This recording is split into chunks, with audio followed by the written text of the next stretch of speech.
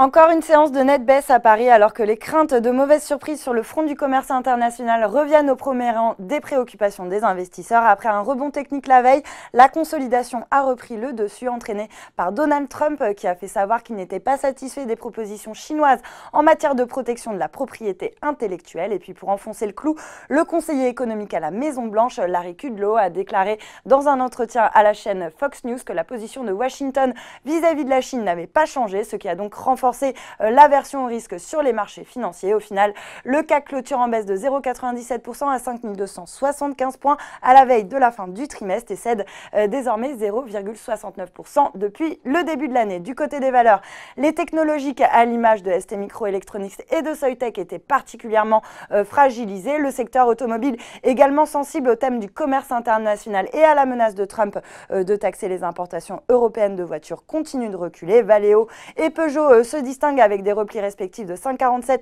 et 3,84%. A l'inverse, Elior, qui accuse une baisse de 13% sur une semaine, reprend de la hauteur avec un gain de plus de 6% aujourd'hui. On notera que Barclays a abaissé son objectif de cours à 13 € contre 15 € auparavant sur le dossier. Les opérateurs satellitaires étaient entourés, portés par la spéculation autour du mouvement de consolidation du secteur. À noter également la baisse d'Altran qui recule de 2,86% à 12,92 €. Le spécialiste des services d'ingénierie, de recherche et de développement a pourtant annoncé viser une augmentation de près de 3,7 points de sa marge opérationnelle entre 2017 et 2022 en tirant parti des ruptures technologiques à venir. Enfin, sur le SRD, Chargeur bondit de 12,65% à 25,46 € après l'annonce de l'acquisition de PCC Interlining, un groupe spécialisé dans les matériaux de performance destinés à la mode, pour 56,8 millions d'euros. Une acquisition qui confirme la stratégie du groupe d'atteindre 1 milliard d'euros de chiffre d'affaires à horizon 2022, selon Odo, qui confirme donc